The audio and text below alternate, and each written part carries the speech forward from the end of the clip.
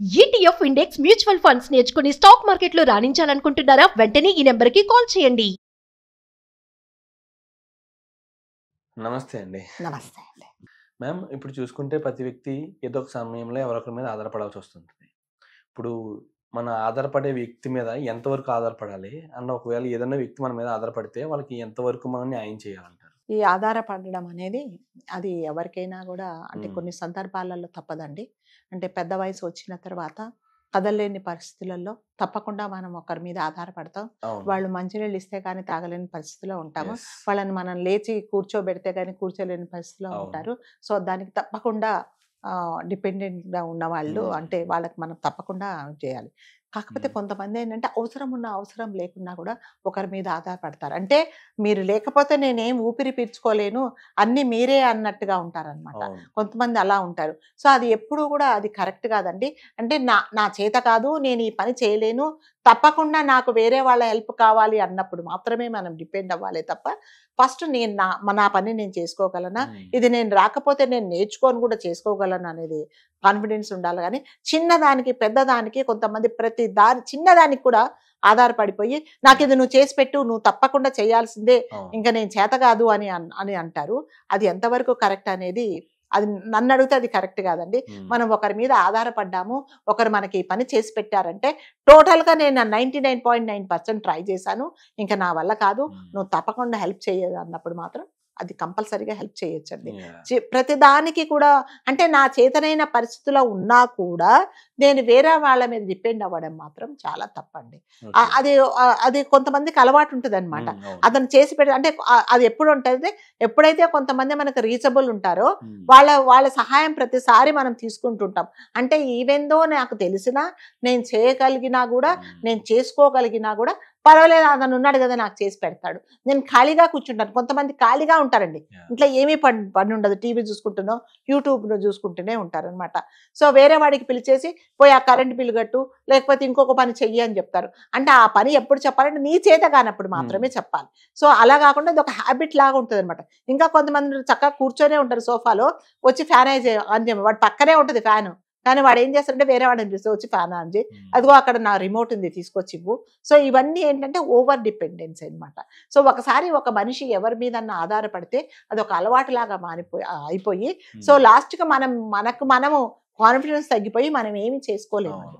Second part ఏంటంటే ఎవరైనా సరే మన మీద ఆధారపడ్డారు, మనం వీళ్ళకి ఒక భరోసా ఇచ్చామనుకున్నప్పుడు తప్పకుండా నాకు తెలుసు నేను హెల్ప్ అంటే సపోజ్ ఒక ఇంట్లో ఒక పెళ్లి జరుగుతుందండి, ఒక పెళ్లి జరుగుతూ ఉంటే నేను ఆ ఫ్రెండ్ వచ్చి మిమ్మల్ని అడుగుతాడు, సంజయ్ ఇట్లా మా చెల్లి పెళ్ళి అవుతుంది, నాకేమన్నా సహాయం చేయమంటే నువ్వేమీ భయపడకు, నేనున్నా, నీకు నేను సహాయం చేస్తాను, నువ్వు అంతా మా పెళ్లి అరేంజ్మెంట్స్ అని చేసుకో అన్నప్పుడు మీరు ఏం చేస్తారంటే అతను ఇచ్చిన మాట ప్రకారము అతను ఇచ్చిన భరోసాతో పెళ్ళి అన్ని చేస్తారు. కానీ మీరేంటంటే అతనికి మాట ఇచ్చింది గుర్తుండదు, దాని తర్వాత డబ్బులు ఇవ్వాలని కూడా గుర్తుండదు అనమాట. లాస్ట్ మినిట్లో ఏం చేస్తాడు, అవునా నేను అన్నానా నాకు గుర్తులేదంటారు. అంటే మనకు చేతగాని మాటలు భరోసాలు ఇచ్చి అతనికి మీకు తెలుసు అతను మీ మీద డిపెండ్ అయ్యాడు, మీ మాట మీదనే మీరు చెప్పిన తర్వాతనే అతను ఫర్దర్గా ప్రొసీడ్ అయ్యాడు, మీరు చేయకపోతే అది చాలా తప్పండి. సో ఎట్లాగా ఉంటుందంటే మీరు ఒక మాట ఇచ్చినప్పుడు ఆ మాట మీద మన మీద వాళ్ళు కంప్లీట్గా మన మీద ఆధారపడ్డారన్నప్పుడు అది ఫుల్ఫిల్ చేయడానికి మనం ట్రై చేయాలి. అతను అంటే హెల్ప్లెస్ కండిషన్లోనే మన మీద ఆధారపడ్డాడు. సో నాకు తెలిసిన ఇట్లాగే ఒక క్లోజ్ ఫ్యామిలీ అండి, అంటే వాళ్ళ అమ్మాయి పెళ్లి చేస్తూ అతని ఓన్ బ్రదర్ను ఏం చెప్పాడంటే నా దగ్గర ఇంతవరకు డబ్బులు ఉన్నాయి, మా అమ్మాయి పెళ్లి చేస్తున్నాను, మరి నువ్వేమన్నా సహాయం చేయగలవా అని అడిగినప్పుడు అతను ఏం చెప్పాడంటే ఏం పర్వాలేదు, నా వంతు నేను సహాయం చేస్తాను, దాదాపు 10 లక్షల దాకా మీకు సహాయం చేస్తానని చెప్పినప్పుడు ఆ భరోసాతో అతను పాపం అంతా అరేంజ్మెంట్ చేసుకొని ఇంకా 2-3 రోజుల్లో పెళ్లి వాళ్ళకంటే పెళ్లి కొడుకు వాళ్ళకు అంటే కొన్ని ఏదో కొనాలన్నప్పుడు ఆ డబ్బులు అడిగినప్పుడు నా దగ్గర డబ్బులు లేవు, నీకు అంత లగ్జరీగా పెళ్లి చేయడం అవసరమా, నిన్ను ఎవరు చేయమన్నారు అన్నాడండి. అంటే అతను ఎంత ఫీల్ అయ్యాడో మీకు తెలియదండి. లాస్ట్కి మేమందరం కలిసి మాకు తోచిన సహాయం చేసి పెళ్లి ఆగకుండా చేశాం. సో మీరు అతనికి తెలుసు కదా నా మీద నమ్ముకొని నేను సరే అని నేను భరోసా ఇచ్చినందుకే అతను అన్ని అరేంజ్మెంట్ చేసుకున్నప్పుడు లాస్ట్ మినిట్లో అలా చెప్పినప్పుడు అతను చాలా బాధపడ్డాడండి. సో మీరు చెయ్యలేని మాటలు చెయ్యలేని పనులకు మీరు వేరే వాళ్ళకి హామీ ఇచ్చి వాళ్ళు మీ మీద డిపెండ్ అయ్యారని తెలుసు కూడా వాళ్ళని చేయడం అలా తెయ్యడం అనేది చాలా తప్పండి. అంటే ఒక చిన్న ఎగ్జాంపుల్ ఏంటంటే, సపోజ్ మీరు వెళ్తూ ఉంటారు, ఒకతను చలిలో చాలా వణుకుతూ ఉంటాడు, చాలా సేపటి నుంచి వణుకుతున్నాడు, అతను అలవాటైపోయాడు ఆ చలికి. ఓకే, అతను ఏంటంటే పర్వాలేదు నేను ఇంతే, నా చలికి నా శరీరం ఓర్చుకోవాలని కాన్ఫిడెన్స్తో ఉంటాడు. ఉన్నప్పుడు ఏమవుతుందంటే నేను వెళ్ళి ఏం చెప్తానంటే, అయ్యో ఇంత చలికి ఎంతగా ఓర్చుకున్నావు, ఆగు నేను వచ్చి ఒక బ్లాంకెట్ ఇస్తానని చెప్పేసి వాడు ఏమంటాడు, అవునా నిజమా, నాకు ఒక బ్లాంకెట్ వస్తుంది కదా, నేను కాస్త వెచ్చగా ఉండొచ్చని నేను ఒక ఆశతో ఉంటానా. ఉన్నప్పుడు ఏం చేస్తారంటే అతను వెళ్ళిపోయి ఆవేశంలో ఒక మాట చెప్పేసి వెళ్ళిపోయిన తర్వాత ఏం చేస్తారంటే మర్చిపోతాడు టోటల్గా. ఎప్పుడో కాసేపటి తర్వాత గుర్తొచ్చి అరే నేను ఏదో చెప్పానని పరిగెత్తుకుంటూ వచ్చేటప్పటికి అంటే అతను మెంటల్గా ఏంటంటే ప్రిపేర్ అయిపోతాడు.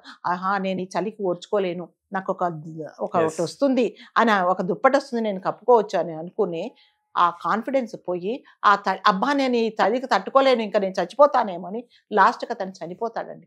వచ్చి దుప్పటి ఏం చేస్తాడు, శవం మీద కప్పుతాడు. సో అలాంటి భరోసాలు ఎప్పుడు ఇవ్వకూడదండి. మన మీద ఎవరైనా ఆధారపడ్డారు, మనకొకరికి భరోసా ఇచ్చామనుకుంటే కంపల్సరీగా మీరు చేయగలుగుతూనే అది చెయ్యండి.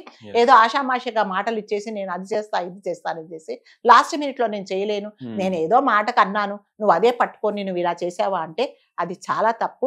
ఎవరైనా మన మీద డిపెండ్ అయ్యారు అనుకుంటే తప్పకుండా మన సహాయం అవసరం అనుకుంటే మాత్రం మనం తప్పకుండా చేయాలండి. లేకపోతే నా మీద డిపెండ్ అవ్వకు, నేనేమి చేయలేను, సో నీ అరేంజ్మెంట్స్ నువ్వు చూసుకో అని చెప్పడం చాలా ఉత్తమం. సో ఓవర్ డిపెండెన్స్ అనేది ఎవరి మీద ఎవరు ఉండకూడదండి. సో మన కష్టం మనది, మన కాళ్ళ మీద మనమే నిలబడే ప్రయత్నమే చేయాలి కానీ వేరే వాళ్ళు మనకు చేస్తారు అని మనం ఆశపడకూడదు. ఒకవేళ చేస్తాను అన్న ఎవరైనా భరోసా ఇస్తే ఆ మాట నిలబెట్టుకోవడం కూడా చాలా ఇంపార్టెంట్. ఇక్కడ చూసుకుంటే చాలా మంది చేద్దాం లేరా, చేసేద్దాం సాయం, అంతే, ఏమి చేయరండి. చాలా మంది ఉంటారు, ₹1,00,000 కదా నేను అరేంజ్ చేస్తాలే నువ్వు చూసుకో అంటారు, కానీ తర్వాత మర్చిపోతారు, లేకపోతే వాళ్ళ క్యాపబుల్ కాదు, కానీ అంటే వాళ్ళ చేయి దగ్గర నుంచి ఎక్కువ అవును మాట ఇస్తూ ఉంటారు. అంటే ఇటువంటి ఏం చేస్తాడంటే నిజంగా చేస్తాడేమని ఆశ పెట్టుకుంటాడు కదండి, అది చాలా తప్పది. యాక్చువల్లీ తను సాయం చేయలేడు కానీ చేస్తానని నమ్మకం మాత్రం ఇచ్చేస్తాడు. వీళ్ళ మీద డిపెండ్ అయిపోయి పాపం వాళ్ళు చూస్తూ ఉంటారు, ఆశపడతారు కదండి ఎవరైనా సరే. లాస్ట్ లో కుదరలేదురా, చేయలేను మర్చిపోయాను ఇలాంటివి చెప్తూ ఉంటారు. దానివల్ల చాలా అంటే భరోసా ఇచ్చినప్పుడు ఉన్నంత సీరియస్నెస్ తర్వాత చెయ్యాలి అనుకున్నప్పుడు వాళ్ళకు ఉండదండి ఆ సీరియస్నెస్. చాలా మంది ఉంటారు ఇలాంటి వాళ్ళు, ఏం కాదు నువ్వేం భయపడకు నీకెందుకు నువ్వు చేసేసే అంటారు, కానీ అలా చాలా మంది చేయరండి. సో మనం ఎప్పుడైనా సరే మన మాట మీద వాళ్ళు ఆధారపడ్డారు అన్నప్పుడు మీకు వీలైతే చేయగలను అన్నప్పుడు మాత్రమే మాట ఇవ్వండి, లేకపోతే ఇవ్వకండి. లాస్ట్ మినిట్ లో ఎవరు కూడా ఎవరికి వచ్చి అప్పటికప్పుడు సాయం చేసే వాళ్ళు ఎవరు ఉండరండి. ఇక్కడ చూసుకుంటే మనం ప్రతి వ్యక్తి కూడా మాట ఇచ్చే ముందు ఒకసారి ఆలోచించాలి, ఇచ్చిన తర్వాత దాన్ని కట్టుబడి ఉండాలి ఖచ్చితంగా.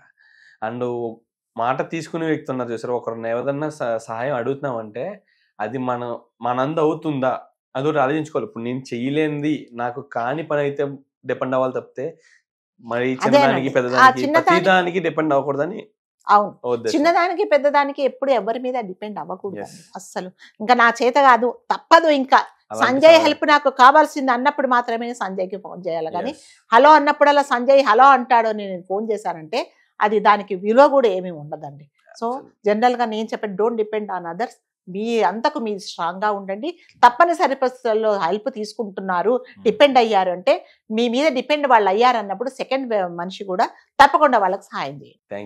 Thank you so much.